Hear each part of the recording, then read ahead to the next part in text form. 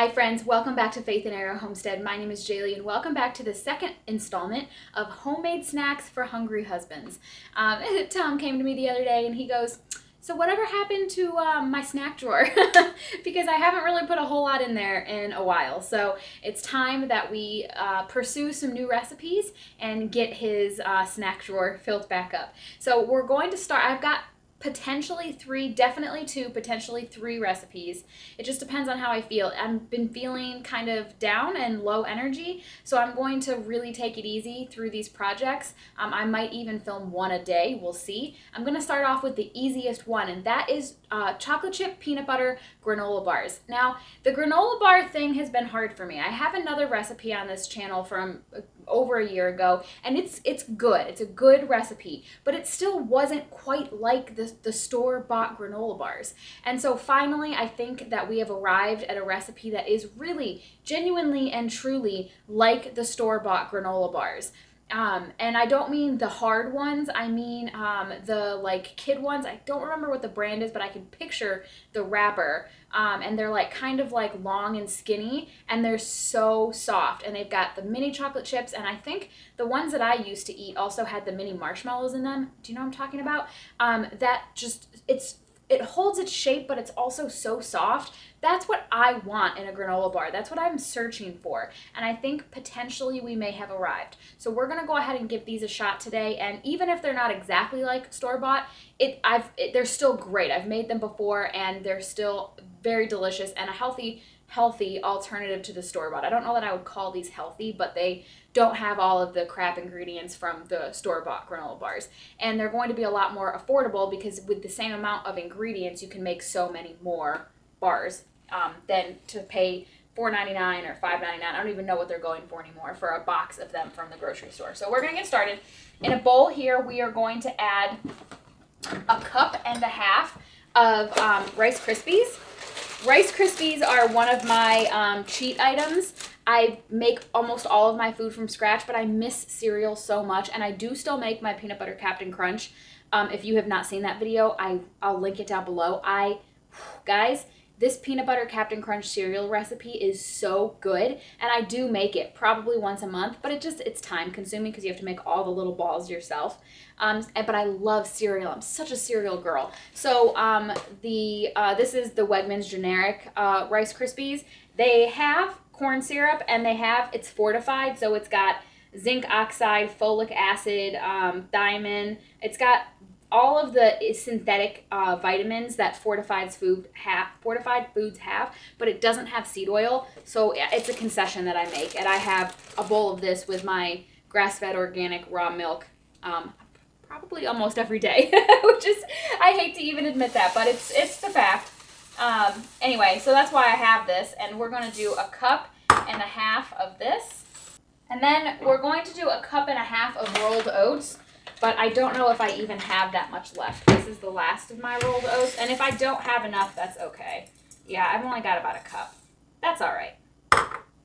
This recipe, you'll see as we make it together, is not one where you have to be super exact. These are a no-bake granola bar, so it doesn't have to be spot on. But of course, if we're going for a certain consistency, texture, firmness, you want to follow the recipe at least somewhat close. You know what? I think because I don't have enough oats, I'm going to add another half a cup of the rice cereal. So here I have a saucepan, and in this saucepan I'm going to add half a cup of brown sugar, light or dark, it doesn't matter. And then next we're going to add half a cup of honey or maple syrup. Either one of those is acceptable. I want these to taste as close to the store-bought as possible, and I'm going for just like a peanut butter chocolate chip. So I'm not going to do the maple syrup this time because the maple syrup would absolutely alter the final flavor. But if you were looking for the maple flavor, that would be perfect. You could do like a maple brown sugar or like a maple pecan version of this and use the maple syrup, and that would be fine. If you're looking to not have such a strong flavor, then the honey obviously will be the way to go. If you go with the honey though, obviously that's going to be the most expensive part of making these, because if you are doing this from a cost savings standpoint, honey is expensive. especially if you're purchasing like a local high quality honey, then this is going to be the most expensive part of the recipe. So those are things to keep in mind.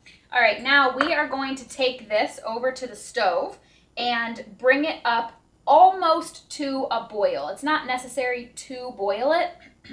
And if you do get it up to a boil, you're just increasing your chances of burning it. So we're going to take it over to the stove. I'm not going to take the camera. I'm going to heat it just until it's almost boiling. And obviously you need to whisk it and make sure that the brown sugar dissolves and that this gets nice and combined.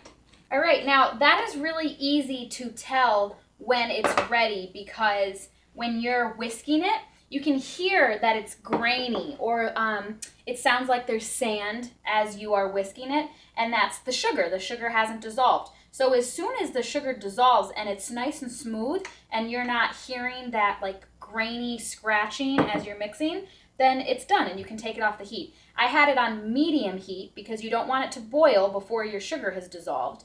And it only took, I think, truly 2 minutes for that sugar to dissolve and for it to get nice and warm. So here I'm measuring out half a cup of peanut butter, and it just so happens that this is chunky peanut butter because I love chunky peanut butter. But that works out because you could absolutely add nuts to this if you wanted to. And by using chunky peanut butter, I automatically am adding peanuts to it. So that's cool. I'm gonna go ahead and get my half a cup of peanut butter into the warm honey brown sugar mixture in my saucepan. And I came directly over here right off the stove. So this is still piping hot. And then we are also going to add half a teaspoon of salt. And then we're just going to get all of this nice and whisked together. I almost forgot, we are also going to add 1 teaspoon of vanilla, which as usual, we are going to measure with the heart. That smells so good. All right, and now we are just going to get this all mixed together. So we're gonna pour our warm mixture over our oats and Rice Krispies. And of course, I wanna scrape out every bit of this that I can. Now, the ultimate thing to do when making homemade snacks for hungry husbands would be to give this whisk to my husband to have him lick it, but he is at work, so I get to lick it. All right, we're gonna go ahead and get this mixed together. Make sure that you're getting all of the stuff off the bottom of the bowl. Now the last step is to add whatever mix-ins you're going to have. Nuts, chocolate chips, coconut flakes, raisins, cranberries, whatever it is you're planning on putting in here. Now's the time to do it. I'm just adding mini chocolate chips, but remember that this is somewhat warm. So I have my chocolate chips in the freezer to keep them kind of on the cooler side for mixing them into our granola bars here. My scissors are in the dishwasher, so I had to open that like a savage. All right, and I don't measure. Oh, these are in a plastic bag. I got these from Azure, but it's been so long since I bought them, I forgot how they came packaged. All right. Okay, so these are the minis, by the way, and I will just go ahead and tell you, yes, I always use the minis, but the minis are the best thing to use for these because the big ones are just really chunky and the mini ones just mix into these granola bars really, really well. I get these from Azure Standard. They are organic, semi-sweet mini chocolate chips, and they're really good. I love having these. And then you want to go ahead and mix these in, and you're supposed to move kind of quickly because the chocolate chips will start to melt. Putting them in the freezer helps, but this is still a warm mixture here because it was just on the stove. So you do want to kind of get it mixed in sort of quickly here and just get those distributed throughout. I have a casserole dish here and I put a layer of coconut oil in here. You could do a layer of butter. You could use nonstick cooking spray, just something to give it a little bit of a barrier there. And we are just going to get our mixture put right in here. All right. And obviously just get it spread out. And then I'm not going to tell you what size dish to put these in because that's up to you. This is kind of a smaller dish, I would say, in my opinion. And so because of that, I will have thicker bars and likely fewer of them. So if you want a lot of thin bars, you would put them in a bigger dish. So that's really up to you. Get your fingers a little bit damp and just start pushing it into the dish. Now, here is the trick. for getting these the right firmness, you have to really push on these. Like, I'm talking really, really push down on these, because the more air that is left, the more likely these are to fall apart and the less firm they're going to be.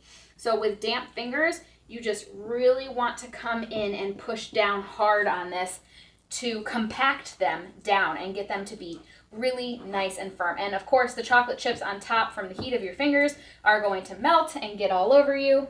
It's fine. It's not that big of a deal. You could also use a piece of parchment paper to push down on this if you don't want to use your bare hands.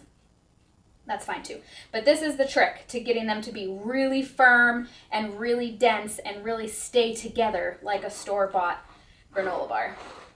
All right, once they don't really give anymore, like there's not a lot of give when you push down, that's how you know they are pretty well packed in there. All right, and then I like to cut them while they're still warm because I find them to be a lot easier to cut versus if you wait and take them out of the fridge or the freezer, wherever you put them to set up. They're just a lot harder to cut, so I like to do it while they're still warm. And if you pushed down on them very well, they're very easy to cut. It doesn't come up or shift or anything like that if you did a good job of really packing them in there. I never do a good job of eyeballing the thickness, so I just ended up with 10 bars instead of 12 because this is, I guess I could cut that, but they would be so skinny. I'm not good at that, at eyeballing like depths and thicknesses and stuff like that. So whatever, you're supposed to get 12 if you cut them properly, but I've got 10 big ones.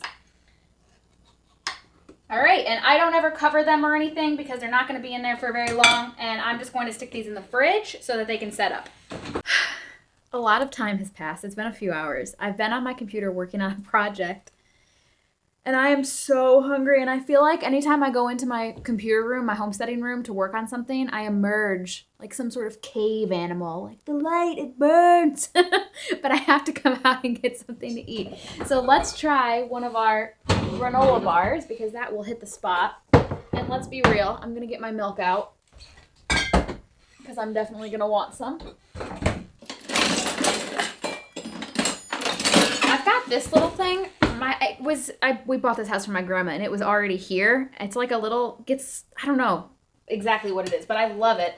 And it's great. It's very flexible and thin, and it's great for getting up like that first piece of pie or something that's stuck to the bottom like these are. Getting the first one out is a pain in the butt, I'm going to be honest with you. There we go. But it did come out in one piece, and it is really firm. And look, I'm going to break it for you so you can see. It doesn't just fall apart. It's very firm. It holds its shape well.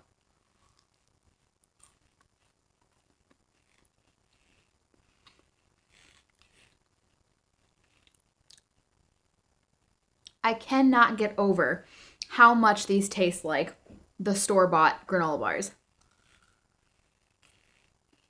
Very firm, but soft and chewy, which is what I'm going for.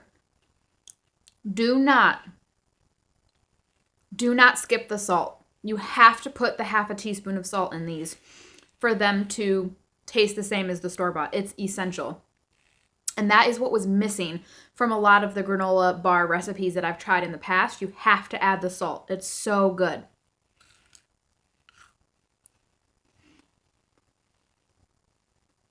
Fantastic. I should honestly have made this its own video because everybody needs to make these. Now here's the tricky part, and I want your all's opinion. What would be the best way to package these?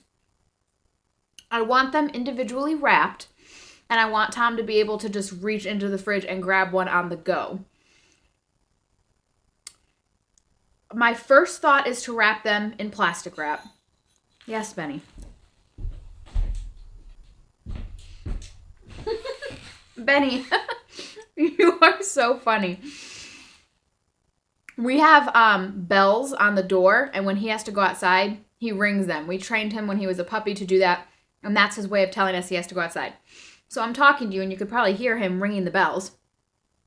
And I go into the living room to let him outside, and he's just laying on his side, fully laying down, head down, and he's just pawing them. I said, you stinker. That's the problem with the bells, because he rings them when he wants to go outside, but he also rings them when he just wants me to pay attention to him.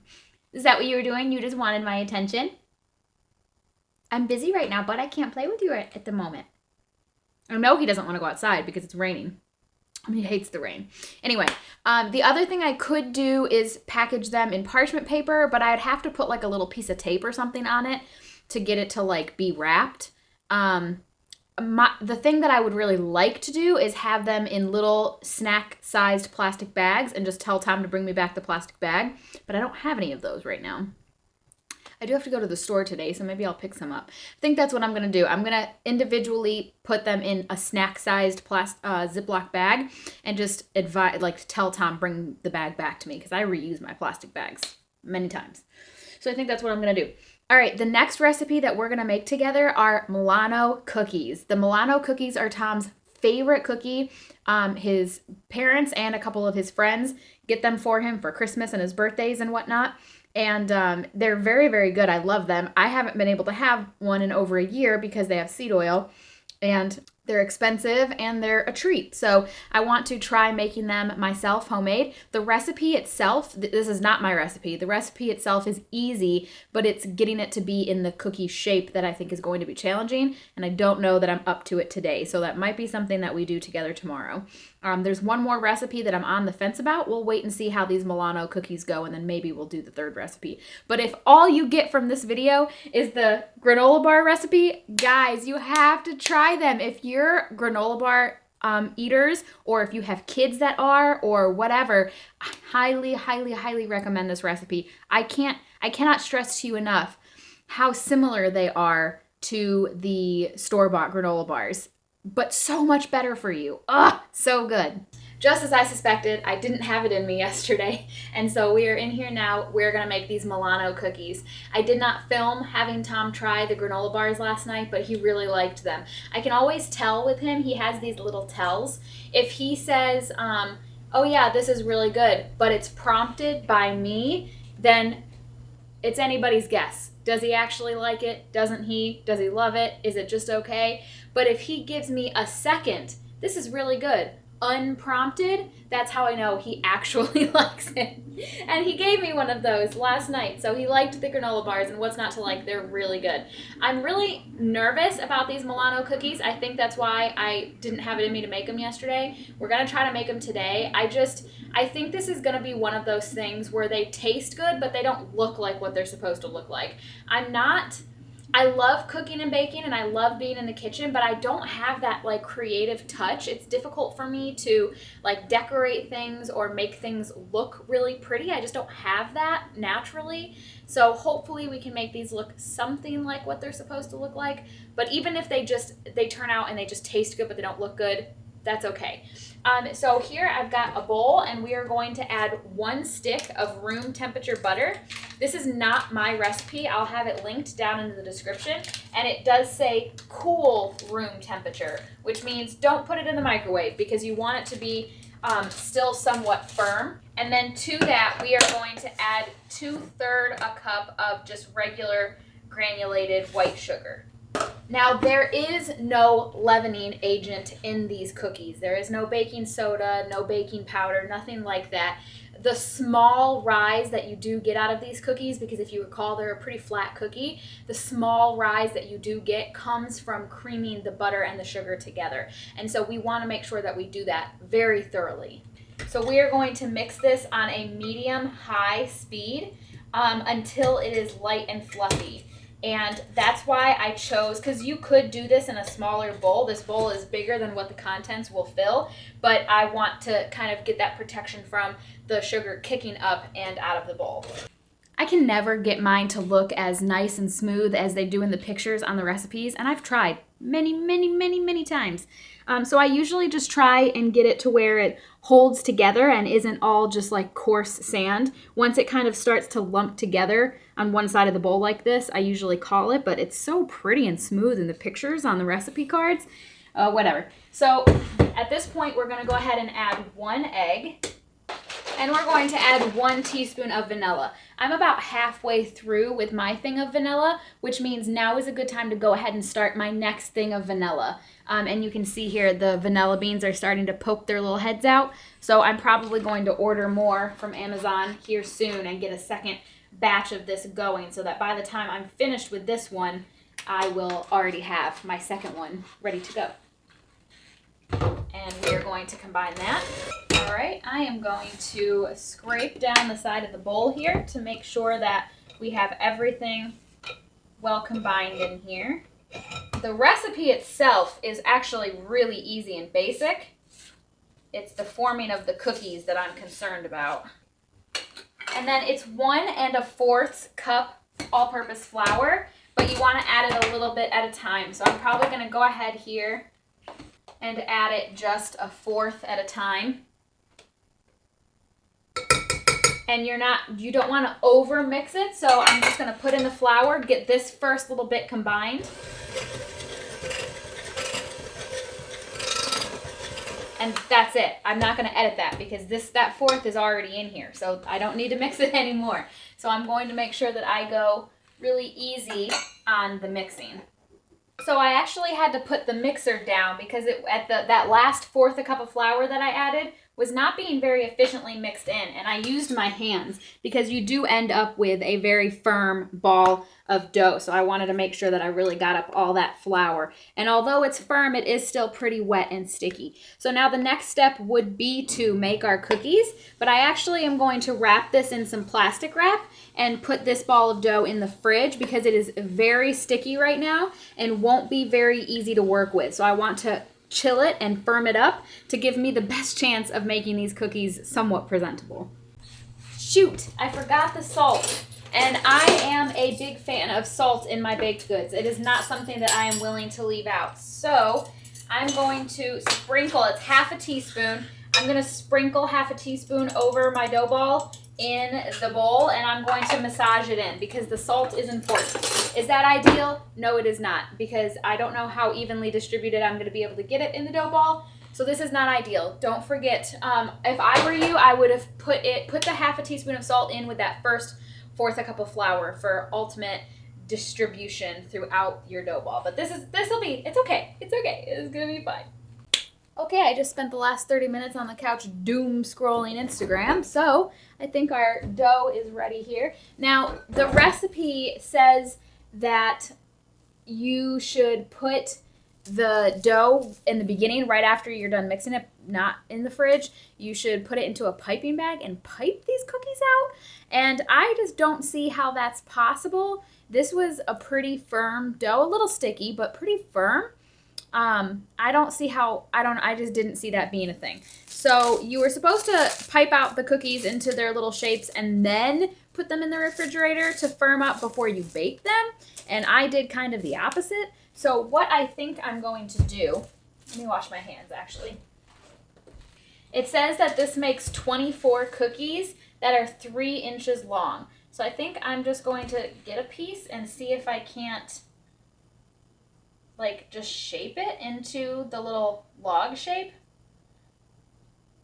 It doesn't say how thick to make them though. I think I'm just going to try and, I think what I'll do is whatever I end up with, whatever shape and size and thickness I go with, I'm just going to try to make them all the same so that even if they're not correct, even if they're not the right size, shape, thickness, at least they'll all be the same so that I can put them together. So that's kind of what that looks okay, I think. So I'm going to try and make as many of those as I can, and this is probably going to take me a minute. And that's the thing, when you're making new recipes, like if I had made these 4 or 5 times before, even though this is time consuming, I'd be able to fly right through it because I had done it before and I knew what I was doing and it wouldn't take me very long. And so I'm trying to keep that in mind when I'm making these new recipes, because I'm like, yes, this is taking me long right now, but is it always going to take me long? The peanut butter Captain Crunch is a great example of that. Because it absolutely is in my rotation, and that stinking recipe takes forever. But I've done it so many times now that I find that it actually does not take me that long to get through all those little cereal pieces because I've done it so many times. So I try to keep that in mind when I'm trying to decide which of these recipes I want to make it into the regular rotation. It takes a long time now, but will it always? All right, so what do we think? I think they're going to be too thick. Remember, there's no leavening agent in them, but even if they didn't rise at all, I still think some of them are too thick. The reason I'm not changing it is because I don't know if they're going to spread out at all. And then if they do spread out, like this, woo, this one is a good example. This is like exactly the size and shape of a Milano cookie. If it spreads at all, it will no longer be that. So this is an experiment. There's still some dough left. I am going to stick these in the fridge because the instructions do say once you've shaped the cookies, chill them, and it says for 30 minutes, but this dough is already cold, so I'm not going to put it in for that long. But when you chill your dough before you bake, it helps it keep its shape and not spread out because there's a whole stick of butter in these. So if you put it in there warm, they're just going to just kind of melt and spread out. So chilling it helps it bake. It helps it bake before it has the chance to spread out, and it helps it keep its shape. Does that make sense? So we're going to give these a shot and then kind of go from there. And the other half, there's a little less than half of the dough left. We'll see. We'll see what we have to do to kind of adjust. All right, these have been chilling and my oven is preheated to 325 degrees. It says to bake these for 15 minutes or until the edges are golden brown, and it says to rotate the tray halfway through, which I definitely need to do with my oven because I have realized that one side of my oven is hotter than the other. So we're gonna go ahead and get these in and see how they do. This is really random, but if you are like me and you have, it's April, and if you have butternut squashes just kind of hanging around that you need to use. I've got this half left and then I've got one more, and I've been trying to figure out ways to use them up. I made a cottage pie, shepherd's pie, but with ground beef cottage pie, and I cut the other half of this into chunks and I boiled it like potatoes, and then I mashed it and I put the mashed butternut squash in my cottage pie, and it was so good. I'm heating some up right now. It's lunchtime. I'm going to have leftovers for lunch, but I just wanted to give you that little hack. And also, do you guys know about shepherd's pie, cottage pie? Do you want me to make a video about that? I feel like that's a pretty straightforward recipe, but if you'd like a video on it, I'll be happy to do that. It is a really great, hearty, very nutrient-dense meal. And these are starting to get golden on the edges there, as you can see, which is when it said to take these out. And it was just about 15 minutes that they were in there. So I'm going to set these down to cool a little bit. All right, you guys, I've got the last batch in the oven there, and I want to talk about these. So they did spread out a little bit. You can see here, this is a pretty wide cookie. I'd say this one's probably the best representation of what they really look like. The thickness is actually perfect. It is exactly like the store-bought thickness. So I was really impressed with that. They didn't puff up really, but they did spread. So this second batch that's in the oven, I did them narrower and longer to see if that's a little bit better. But these are not bad, and I do think I'll be able to pair them up decently well.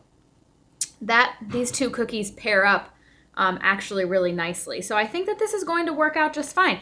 Are they perfect? No, but I actually think they're pretty close for being my first time making it. And the more I make these, the better I'll get at it. I will say I've got 10 more in the oven. So 8, so this is gonna make 13 cookies, I think, if that math is correct. And that's not a lot because Tom could probably eat 5 of them in one go. I think I'm probably gonna package these 2 or 3 in a baggie and put them in his snack drawer. So this is not necessarily something that's going to keep him fed all week, but they're supposed to just be snacks, right? They're supposed to be something that he just occasionally has before dinner or to take to work with him. So I'm happy to have these and the granola bars in the fridge. I think that's a nice little addition to his snack drawer. So now let's move on to the chocolate. It says 4 ounces or 113 grams of chocolate chips. So I'm going to use my kitchen scale here to get to 113 grams.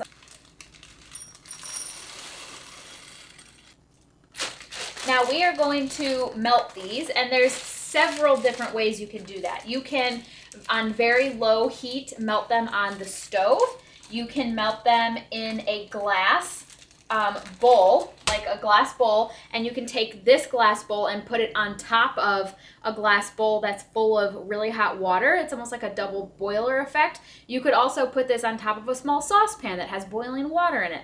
And both of those are totally acceptable. If I had more energy, I would probably do the double boiler thing. I'm just going to stick these in the microwave. But if you melt chocolate in the microwave, you literally have to stir it every 10 seconds because it'll burn and get gross and like a weird consistency really fast. So if you're ever going to melt chocolate in the microwave, you have to be really careful and stand right there.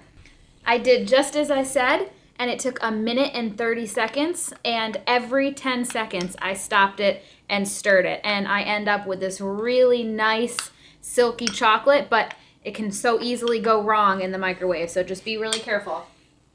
All right, so we're almost done with these. These were actually pretty easy to make. I'm excited about that. So now I'm just going to go through. I think before I start putting the chocolate on these, I'm going to pair them up so that once I have the chocolate on there, I can just move on to the next. So I'm going to see if I can't find good pairs. Okay, not perfect, but not bad actually. This one is probably the worst one. This one doesn't line up super well, but it's not a huge deal. And then I'm just going to use my spoon to put some chocolate on here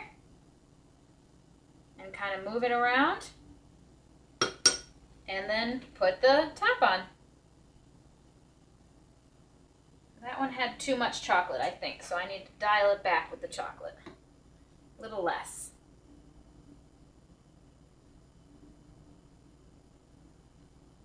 And I'm going to spread it out better. There we go. Maybe I should I let it dry a little bit before I put the top on? Let's see. The top kind of slides around. That's okay. I think it'll be all right. So the 4 ounces, 113 grams of chocolate was way too much because I've got quite a bit left here, and I'm done. So I could like dip them in the chocolate if I wanted to. I'll find something to do with it. It won't go to waste. Don't worry. I ended up with 13 cookies once they were all put the chocolate layer on and close them all together. And we are going to go ahead and eat one of them, which will leave me with 12. And we are going to have Tom do the taste test on these, but I want to do the taste test first so that I know what I'm giving him. This is the ugliest one, so it's going to be the one that I eat. The chocolate is not totally hard yet, but these were the first. This was from the first batch, and so it is almost. All right. I think it actually looks pretty close. This one's really ugly, but I actually do think it looks pretty close to the store-bought. I mean, the shape is not great, but the thickness and everything is pretty close.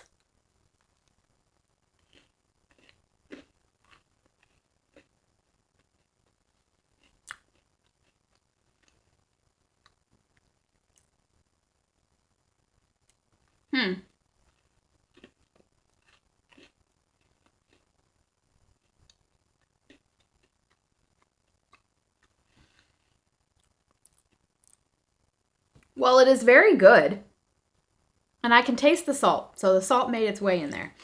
It's very good. I haven't had a Milano cookie in such a long time that I can't tell you if these are close.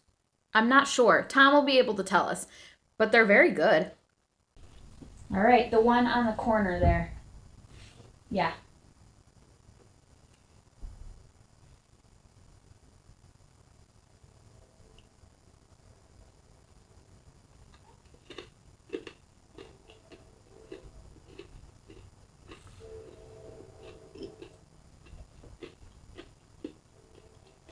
Now, what I want to know is, are they similar to the store-bought ones? No, but they're still good. What's different about them? I would say the consistency. They're not as crunchy. They're not as crunchy? And I thought they were pretty crunchy. No. The store-bought ones are harder? Yeah, they're a little bit harder. Do you think the store-bought ones are harder because they're not fresh? They've been in the bags on the shelves for a long time. It could be that too. So I bet after a few days, these will probably be harder. They're still good. Now, taste-wise, are they similar to the store-bought ones? Pretty close. Yes, there's a little aftertaste after it of whatever is in the bread stuff in the cookie itself, but otherwise, yes. Now, do you like them? Yes. So if I made these for you, like once a month or something, to put in your Handsome Hubby snack drawer, you'd be okay with that? 100%. Now, I was thinking about packaging 3 of them in a snack bag. If you were looking for like a pre-dinner snack, would you be okay with grabbing a bag of 3 of them? Or should I do 2 of them? 4 of them? I mean, I would eat them all. I mean, I don't know. I'm trying to figure out how to package them up for you. Oh, dude, 3 or 4, whatever. Okay. All right. That's what I'll do. Okay. Well, thanks. You're welcome.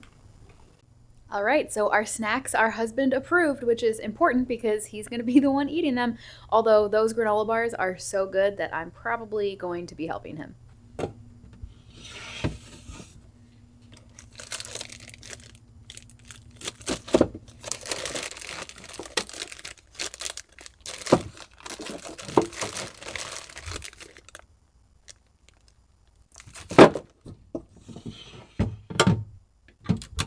I'm going to get the granola bar recipe up on my website. That link will be down in the description. And then the recipe for the Milano's cookies is not my recipe, but it will also be down in the description. And anything that you may have seen me use in this video, I will have linked to my Amazon storefront down below in the description. I appreciate you guys so much coming along as we added a couple more snacks to our repertoire for our hungry husbands. And I can't wait to see you in my next video. Have faith, my friends, and keep moving forward. Bye. It's that time of the year, and my kitchen spider friends are back. If you've been here for a while, they make appearances in a few of my videos from last year, because around this time when it warms up and it gets wet outside, they make their way inside, and they hang out with me in the kitchen, and I don't let Tom kill them because they're fine. They're not hurting anything, and they're my friends. Let's see if we can find any more, because there's a ton of them. That's definitely not the only one. Let me see. I bet we can find another one. They're hiding at the moment. There was one that was like right over here last night, and it's not anymore. I can't find any more. Oh, there's one. It was blending in.